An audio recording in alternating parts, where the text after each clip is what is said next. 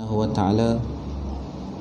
Dan dengan limpah dan izin Allah Subhanahu wa ta'ala, masih lagi kita sama-sama dapat berhimpun, sama-sama kita menambah bekalan, menambah kefahaman terhadap agama, serta kita belajar beberapa perkara berkenaan dengan hadis Nabi sallallahu alaihi wasallam.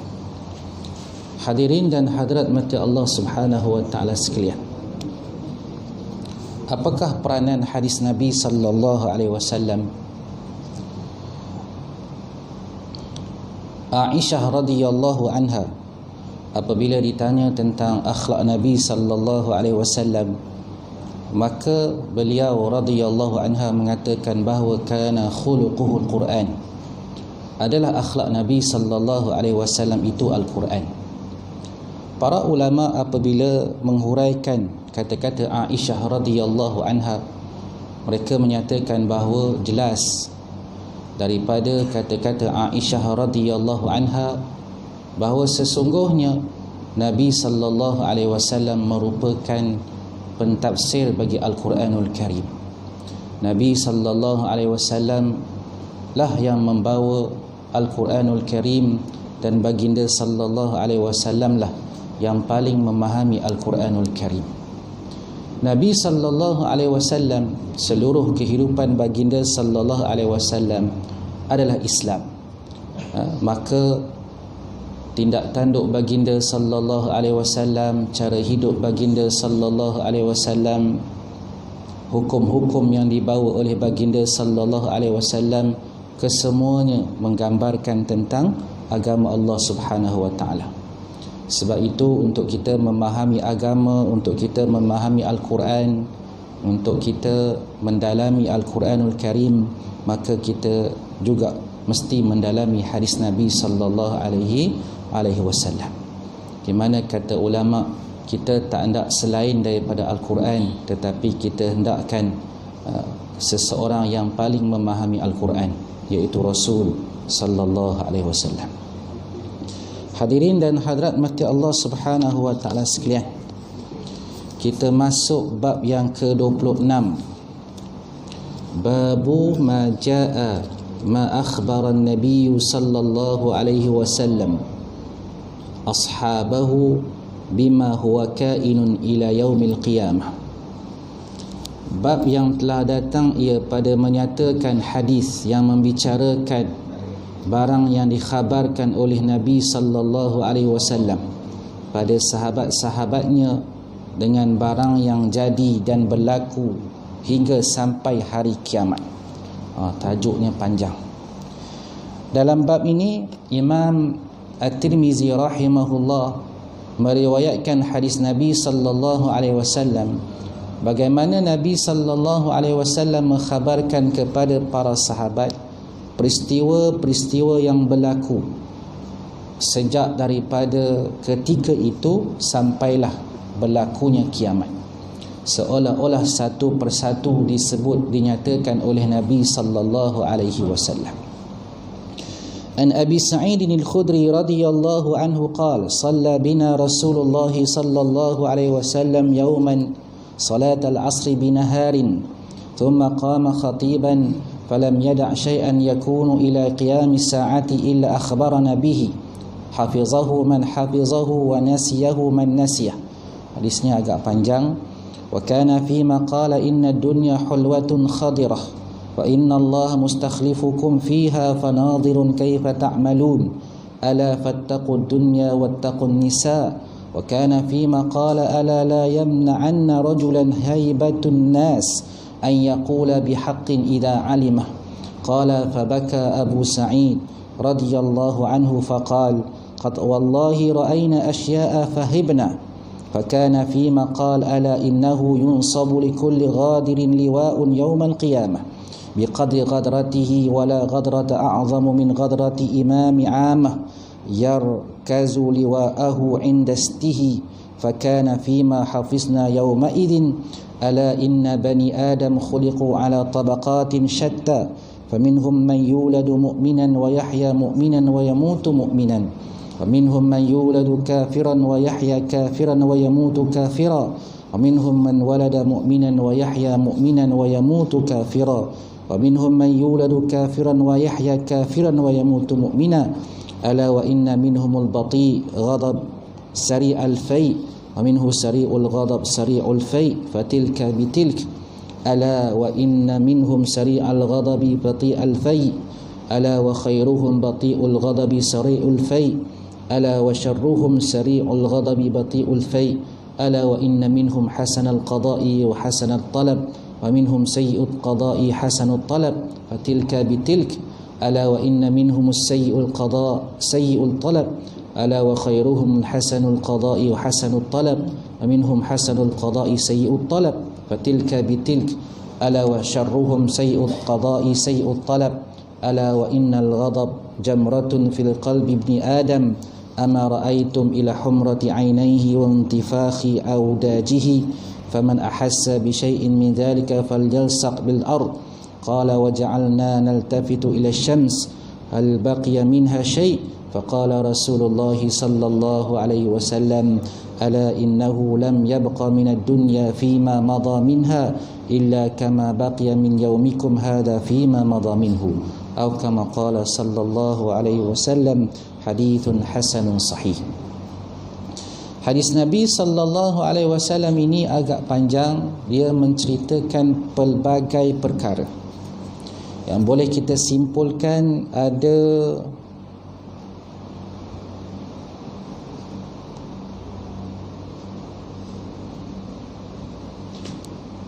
8 ataupun 9 perkara yang dinyatakan oleh Nabi sallallahu alaihi wasallam. Maksudnya daripada Abu Sa'id Al-Khudri radhiyallahu anhu katanya, telah sembahyang dengan kami Rasulullah sallallahu alaihi wasallam. Pada satu hari akan sembahyang asar pada siang hari. Kemudian berdiri baginda berkhutbah, maka tiada ditinggalnya suatu pun hingga berdiri kiamat melainkan dikhabarkannya kepada kami. Telah hafaz orang yang hafaz dan telah lupa orang yang lupa. Dan adalah pada barang yang disabdakan oleh Nabi sallallahu alaihi wasallam bahwasanya dunia itu manis hijau dan bahwasanya Allah jadikan wakil akan kamu padanya, maka memandang ia bagaimana memperbuat kamu. Jaga-jaga kamu akan dunia, takut akan dunia dan takutkan perempuan. Dan adalah pada barang yang disabdakan oleh Nabi sallallahu alaihi wasallam, jaga-jaga tiada ditegah seorang lelaki oleh haibah orang-orang, bahawa berkata dengan sebenar apabila diketahuinya. Katanya menangis Abu Sa'id Al-Khudri radhiyallahu anhu, maka katanya sesungguhnya demi Allah telah kami lihat beberapa perkara maka takut akan kami. Antara yang disabdakan oleh Nabi sallallahu alaihi wasallam, jaga-jaga bahawasanya didirikan bagi tiap-tiap orang yang belut akan bendera pada hari kiamat.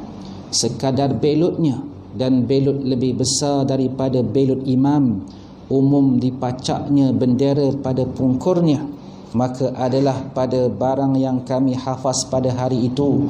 Jaga-jaga bahawasanya anak Adam dijadikan atas beberapa darjat. Ada setengahnya diperanakkan mukmin dan hidup ia sebagai mukmin dan mati ia sebagai mukmin, dan setengah yang lain diperanakkan sebagai kafir, hidup sebagai kafir dan mati pun kafir. Dan setengah mereka orang yang diperanakkan mukmin, hidup sebagai orang mukmin tetapi mati kafir. Dan ada di kalangan mereka itu diperanakkan kafir, hidupnya kafir tetapi matinya mukmin. Jaga-jaga dan bahawasanya daripada mereka itu lambat marah, lekas teduhnya, dan daripada mereka itu lekas marah dan lekas teduhnya. Dan jaga-jaga dan bahawasanya daripada mereka itu lekas marah dan lambat teduhnya. Jaga-jaga dan sebaik-baik mereka itu yang lambat marah serta lekas teduhnya. Jaga-jaga dan sejahat-jahat mereka itu lekas marah dan lambat teduhnya. Jaga-jaga bahawasanya daripada mereka itu bagus menyempurnakan, bagus menuntut, dan sebahagian mereka mudah menyempurnakan, bagus menuntut. Maka itu dengan ini bahawasanya daripada mereka itu jahat penyempurnaan jahat tuntutannya, jaga-jaga dan sebaik-baik mereka yang baik penyempurnaan dan baik tuntutannya, dan daripada mereka itu baik penyempurnaan jahat tuntutannya, maka itu dengan ini jaga-jaga dan sejahat-jahat mereka adalah yang jahat penyempurnaan dan jahat tuntutannya. Jaga-jaga bahawasanya marah itu bara di dalam hati anak Adam. Cuba kamu lihat kepada merah dua matanya dan gelembung urat lehernya, maka siapa berasa sesuatu daripada demikian, maka berdempitlah di bumi.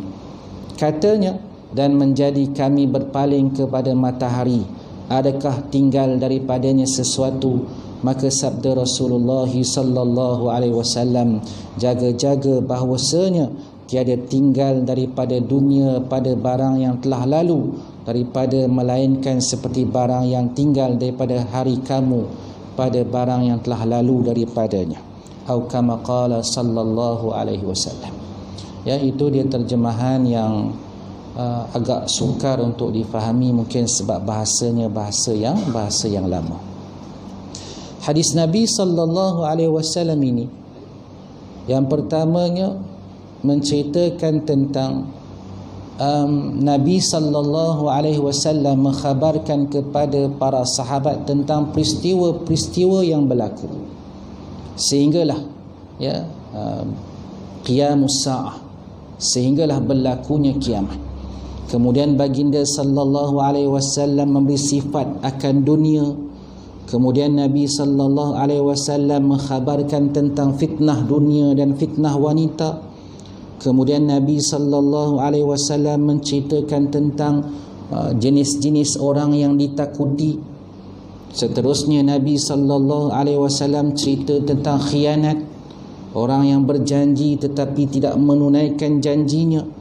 Kemudian Nabi sallallahu alaihi wasallam cerita pula tentang orang yang hidup mukmin, beranak mukmin, hidup mukmin, matinya mukmin, jenis-jenis manusia.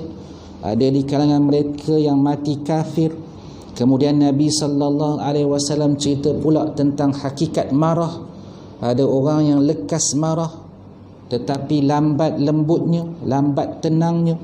Kemudian Nabi sallallahu alaihi wasallam cerita pula tentang orang yang meminta hutangnya. Ada orang yang meminta hutang, cara memintanya baik, tetapi kalau dia berhutang caranya kasar, begitu.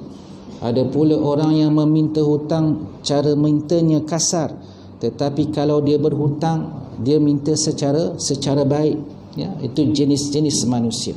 Dan akhirnya Nabi sallallahu alaihi wasallam pun mengkhabarkan tentang sifat marah, tentang ciri-ciri ataupun asal usul tanda-tanda marah. Kata Syekh Muhammad Idris Al-Marbawi, ketahuilah kiranya wahai saudaraku, dalam bab ini banyaklah perkara yang dikhabarkan oleh Nabi sallallahu alaihi wasallam yang berlaku kepada anak Adam untuk kita mengambil pengajaran dan ingatan, supaya segala yang Nabi sallallahu alaihi wasallam tegah kita jauhkan, dan perkara-perkara yang Nabi sallallahu alaihi wasallam perintahkan kita laksanakan. An Abi Sa'id Al-Khudri radhiyallahu anhu qala shalla bina Rasulullah sallallahu alaihi wasallam yauman salat al-asr binahar. Maksudnya daripada Abu Sa'id Al-Khudri radhiyallahu anhu berkata, Rasulullah sallallahu alaihi wasallam jadi imam untuk solat kami, iaitu solat asar. Ada ulama kata Nabi sallallahu alaihi wasallam mengawalkan sedikit solat asar. Ajjal al-asrah. Apabila selesai Nabi sallallahu alaihi wasallam salat, thumma qama khatiban falam yada' shay'an yakunu ila yaumil qiyamis sa'ah ila qiyamis sa'ah illa akhbarana bih. Selepas Nabi sallallahu alaihi wasallam salat asar bersama kami, kemudian Nabi sallallahu alaihi wasallam bangun berdiri dan memberi khutbah, menyampaikan kata-kata baginda sallallahu alaihi wasallam. Kata Abu Sa'id Al-Khudri radhiyallahu anhu, Nabi sallallahu alaihi wasallam ceritakan semua perkara yang akan berlaku daripada ketika itu sampailah selepas berlakunya kiamat.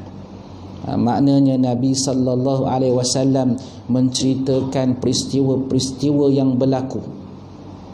Lama Nabi sallallahu alaihi wasallam cerita, daripada selepas asar sehinggakan Abu Sa'id Al-Khudri dalam akhir hadis ni kata, kami pun tengok matahari ada lagi ke tidak, sebab mungkin dah hampir masuk waktu maghrib. Nabi sallallahu alaihi wasallam menceritakan tentang peristiwa-peristiwa yang berlaku. Kan kalau habis asar pukul 5, maghrib pukul 7.30, maka mungkin hampir 2 jam setengah Nabi sallallahu alaihi wasallam ataupun 2 jam Nabi sallallahu alaihi wasallam mengkhabarkan kepada para sahabat tentang peristiwa-peristiwa yang berlaku. Tapi yang kita ada, yang kita baca tak sampai pun 2 muka, kan? Semuka sahaja. Sebab itu kata Abu Sa'id Al-Khudri radhiyallahu anhu, hafizahu man hafiz wa nasiyahu man nasiyah. Ya. Ada orang yang hafallah, orang yang ingat akan ingat, dan ada pula orang yang tak ingat maka dia tak ingat. Ya. Ada orang yang ingat kesemuanya, mungkin banyak daripadanya, dan ada juga di kalangan sahabat Nabi sallallahu alaihi wasallam yang lupa banyak daripadanya. Ya, yang disebut oleh Nabi sallallahu alaihi wasallam berkenaan dengan urusan-urusan agama. Wa kana fi ma qala inna ad-dunya hulwatun khadirah. Antara yang disebut oleh Nabi sallallahu alaihi wasallam, kata Abu Sa'id Al-Khudri, inna ad-dunya hulwatun khadirah, adalah dunia itu hulwah, manis, khadirah dan hijau. Ya, ini sifat yang disifatkan oleh Nabi sallallahu alaihi wasallam. Kata Syekh Muhammad Idris Al-Marbawi, apa maksud dunia ini manis? Seronok kita himpunkan harta, suka untuk kita himpunkan harta, ya, suka untuk kenyang. Bahkan seseorang yang mengumpulkan harta 1,000, contohnya 1,000 ringgit, dia hendakkan lebih daripadanya. Dia nak kumpulkan lagi sampai 10,000. Orang yang sudah memiliki 10,000, dia nak lebih sampai kepada 100,000. Dan begitulah kata Syekh Muhammad Idris Al-Marbawi, sangat manisnya sehingga tak mampu untuk dia merasa puas dengan keadaan dunia. Ya, kalau dia sudah ada harta, dia hendak emas pula, kata Syekh Muhammad Idris Al-Marbawi. Selepas dia ada emas, dia nak perak pula. Kemudian dia nak pula binatang-binatang ternakan. Dia nakkan rumah yang besar, ya, kenderaan yang mewah, dan begitulah yang disabdakan oleh Nabi sallallahu alaihi wasallam. Banyak yang ada nikmat di muka bumi Allah Subhanahu wa taala. Antaranya juga kata Nabi sallallahu alaihi wasallam, dunia itu khadirah, hijau, tenang, cukup elok keadaan dunia ini. Sangat cantik pada pandangan mata. Ya. Begitulah akan cenderungnya nafsu manusia kepada dunia. Ulama menyatakan bahawa disifatkan dunia itu hijau kerana bangsa Arab pada zaman Nabi sallallahu alaihi wasallam menyifatkan sesuatu yang memberi nikmat itu sebagai sesuatu yang hijau. Ya, mereka seolah-olah menyamakannya dengan sayur-sayuran yang sempurna tumbuhannya, yang sempurna sifatnya, dan cepat pula rosaknya. Itu yang dinyatakan oleh para ulama. Nabi sallallahu alaihi wasallam menyifatkan dunia sebagai manis dan hijau. Ada di kalangan ulama menyatakan bahawa kerana sifatnya yang memiliki nikmat serta cepat musnahnya, ya, cepat hilangnya. Kemudian Nabi sallallahu alaihi wasallam bersabda, wa innallaha mustakhlifukum fiha fanadhirun kaifa ta'malun. Sesungguhnya Allah Subhanahu wa taala menjadikan kamu semua untuk menguruskan dunia. Fanadhirun kaifa ta'malun, maka Allah Subhanahu wa taala akan memerhatikan apa yang kamu semua lakukan kepada dunia, apa yang kamu semua buat untuk mendapatkan dunia. Adakah kamu menguruskan dunia dengan baik? Adakah kamu mengambil dunia, menghimpunkan dunia, tidak mempedulikan perkara yang halal ataupun haram? Adakah apabila sudah kamu himpunkan dunia dengan cara yang halal, bagaimana pula kamu belanjakan ianya? Ya, itu yang akan dilihat, yang akan dihitung oleh Allah Subhanahu wa taala. Kita pun maklum, kita sudah diberi nikmat oleh Allah Subhanahu wa taala. Maka bagaimana kita menguruskan nikmat-nikmat yang diberikan oleh Allah Subhanahu wa taala? Kan nikmat anggota, nikmat kenderaan, nikmat kesihatan, ya, nikmat keluarga, anak-anak dan sebagainya. Maka pada masa ia mahu mengambil dunianya yang diberikan kepada kamu, maka tiada halangan bagi Allah Subhanahu wa taala. Itu yang dinyatakan oleh Syekh Muhammad Idris Al-Marbawi. Ya, dunia memang dianugerahkan oleh Allah Subhanahu wa taala kepada manusia. Allah Subhanahu wa taala memerintahkan manusia untuk menguruskan dunia, dan bila-bila masa sahaja Allah berhak untuk mengambilnya. Ya, dan kita lihat ada di kalangan orang-orang yang kita kenali meninggal dunia secara tiba-tiba. Allah telah mengambil dunia daripadanya. Ya, maka cukuplah setakat itu nasibnya ataupun haknya di dunia Allah Subhanahu wa taala. Seterusnya Nabi sallallahu alaihi wasallam bersabda, ala fattaqud dunya wattaqun nisa. Berhati-hati kamu, takutlah kamu semua akan dunia, dan takutlah kamu semua akan wanita-wanita. Nabi sallallahu alaihi wasallam, kata Syekh Muhammad Idris Al-Marbawi, berpesan kepada umatnya akan takut akan cubaan dunia, akan kelalaian akibat daripada dunia. Nabi sallallahu alaihi wasallam memberi amaran kepada umatnya agar tidak menghimpunkan dunia dengan cara yang haram, memerintah dan menggunakan dunia, memerintah dunia ini untuk mendapatkan yang haram. Ya, kita pun maklum banyak perkara-perkara mungkar yang ada dalam dunia.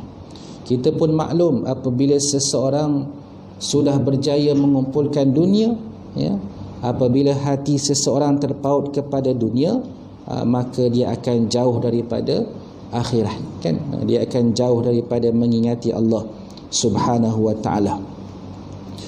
Sanggup menggunakan hartanya kepada perkara-perkara yang haram, boros, ya, memberi hutang kepada orang dengan riba, ya, masuk ke tempat-tempat maksiat, minum arak, sangat sedikit yang menolong orang yang susah, bersedekah, tidak menggunakan duitnya untuk menuntut ilmu-ilmu syarak, mengerjakan haji, menolong ahli keluarga yang susah. Ya, itu di antara kelalaian yang diakibatkan oleh dunia. Ya, perkara-perkara yang menyebabkan seseorang itu mendapat kemurkaan Allah Subhanahu wa taala dengan sebab dia mengumpulkan dunianya. Juga Nabi sallallahu alaihi wasallam menyatakan tentang takutkanlah wanita akan hilah mereka, akan tipu daya mereka, akan fitnah-fitnah yang dibawa oleh wanita. Kita pun maklum akan keadaan dunia. Ada orang yang akibat terlalu kasihkan wanita sehingga dia sanggup menderhaka kepada Allah Subhanahu wa taala. Ya. Akibat daripada wanita dia melakukan maksiat, ya, maka berhati-hatilah dengan fitnah wanita. Kita pun maklum banyak hadis Nabi, ada hadis Nabi sallallahu alaihi wasallam yang menceritakan tentang fitnah wanita kepada lelaki. Maka jagalah, ya, jagalah wanita-wanita di bawah tanggungjawab kita dengan sebaiknya, ya, didiklah mereka, ya, dan pastikanlah mereka tidak menjadi fitnah kepada kita ataupun kepada orang lain. Kan kita jaga ahli keluarga kita, kita didik ahli keluarga kita, ya, jangan menyebabkan mereka menyebabkan kita mendapat kemurkaan Allah, ataupun mereka menyebabkan, ya, orang lain mendapat kemurkaan Allah subhanahu wa ta'ala. Kan kita pun maklum berapa ramai di luar sana orang-orang yang banyak melakukan maksiat, kan, yang boleh menimbulkan maksiat, penyebab kepada maksiat. Antaranya juga kata Nabi sallallahu alaihi wasallam, kata Abu Sa'id Al-Khudri radhiyallahu anhu, wa kana fi ma qala ala la yamna'anna rajulan haibatun nas an yaqula bihaqqin idza alima. Kata Nabi sallallahu alaihi wasallam, janganlah seseorang terhalang untuk berkata hak, sesuatu yang benar, kerana takutkan seseorang. Jangan disebabkan dia takutkan seseorang, dia takutkan kejahatan, dia takutkan orang menghinanya, mencelanya, untuk dia memperkatakan tentang perkara yang hak, ya. Qala fabaka Abu Sa'id, kemudian Abu Sa'id Al-Khudri radhiyallahu anhu pun menangis. Qad wallahi ra'ayna asya'a fahibna, demi sesungguhnya, kata Abu Sa'id Al-Khudri radhiyallahu anhu, telah berlaku banyak peristiwa yang kami takut untuk mengkhabarkannya, yang kami takut untuk memperkatakan yang benar. Ulama menyatakan bahawa apabila seseorang mengetahui perkara yang hak, perkara yang benar, dia nampak seseorang melakukan mungkar contohnya, dan dia tahu orang itu melakukan mungkar, ya, maka hendaklah dia menegurnya, ya, selagi mana tidak membawa mudarat kepadanya. Itu juga, ya, yang kita maklum sebagai peringkat-peringkat nahyu anil munkar, peringkat-peringkat mencegah kemungkaran, kan? Seseorang yang mampu untuk mencegah dengan tangan, maka dia wajib mencegah dengan tangannya. Seseorang yang mampu untuk mencegah dengan kata-katanya, maka wajib dia mencegah dengan kata-katanya. Tetapi seseorang yang maklum kalau dia tegur orang tu akan menyebabkan dia disakiti, menyebabkan dia dizalimi, ya, akan menyebabkan orang yang ditegur itu bertambah degil, akan menyebabkan orang yang ditegur itu bertambah jahat, maka kata ulama, hendaklah dia mengingkari dengan hatinya. Begitu yang dinyatakan oleh ulama, ya. Maka hadis Nabi sallallahu alaihi wasallam ini menjelaskan kepada kita tidak sepatutnya seseorang itu terhalang akibat daripada kehebatan seseorang untuk dia berkata benar jika ia mengetahuinya. Begitulah peristiwa-peristiwa yang kita lihat pada zaman sahabat Nabi sallallahu alaihi wasallam. Khalifah-khalifah, Amirul Mukminin, pemimpin-pemimpin ditegur di hadapan majlis yang besar, ya, mungkin kerana, ya, pemimpin-pemimpin yang ditegur juga mempunyai kesedaran, ya, yang berbeza pada zaman ini, yang banyak fitnah. Orang yang ditegur akan ditangkap contohnya, orang yang ditegur akan dizalimi, orang yang menegur akan ditangkap, orang yang menegur akan dizalimi, akan disakiti, ya, dan sebagainya. Seterusnya Nabi sallallahu alaihi wasallam, wa kana fi maqal, kata Abu Sa'id Al-Khudri, dan di antara perkara yang disabdakan oleh Nabi sallallahu alaihi wasallam, ala innahu yunsabu likulli ghadirin liwa'un yawmal qiyamah biqadri ghadratihi. Sesungguhnya setiap orang yang khianat, akan ditegakkan panji,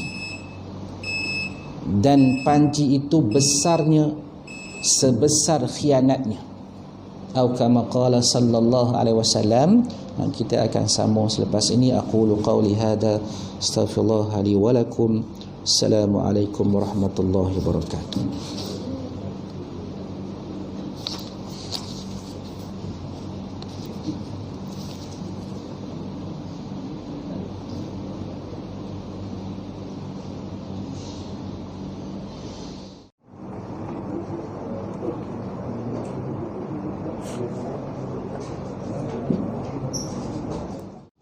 Bismillah, alhamdulillah, wa ala alihi wa sahbihi wa man wala, amma ba'd.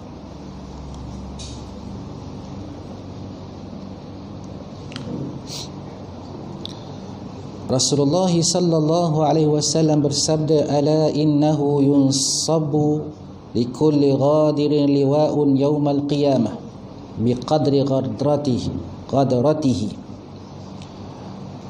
Ketahuilah, kata Nabi sallallahu alaihi wasallam, bahawa bagi setiap pembelut, ya, ulama menterjemahkan ghadir ini dengan orang yang berjanji kemudian memungkiri janjinya. Setiap orang yang berjanji dan memungkiri janjinya, pada hari kiamat kelak dia akan ada, baginya ada liwa, ya, ada panji, ada bendera, ya. Biqadri ghadratih, bendera itu mengikut sebesar kesalahannya. Kalau dia janji yang besar kemudian dia mungkiri, maka besarlah benderanya. Kalau dia berjanji kepada orang yang ramai, maka besarlah benderanya. Kata Syekh Muhammad Idris Al-Marbawi, kata-kata Nabi sallallahu alaihi wasallam ini menunjukkan kepada kita haram menyalahi janji, ya, mungkir janji.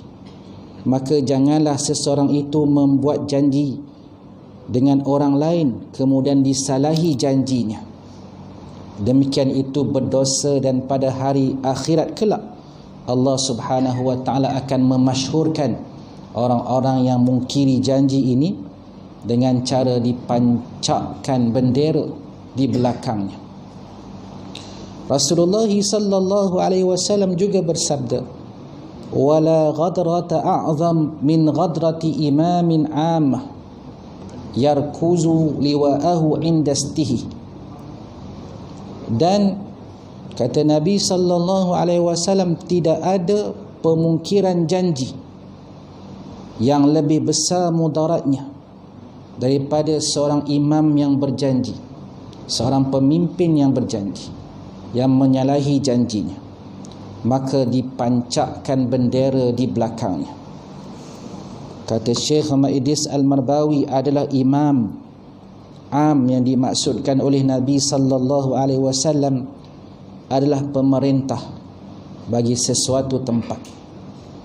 Maka apabila ia telah berjanji kepada rakyatnya, atau sama ada muslimin ataupun kafir, tidaklah boleh ia menyalahi janji dengan melakukan belut dan bohong.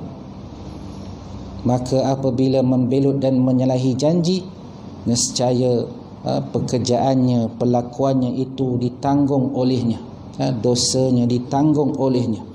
Dan apabila sampai di hari akhirat, maka Allah Subhanahu wa taala akan memasyhurkan, ya, orang yang sedemikian di khalayak ramai, dan dinyatakan, diberikan bendera sekadar besarnya, ya, dia memungkiri janji-janji yang telah dilakukannya.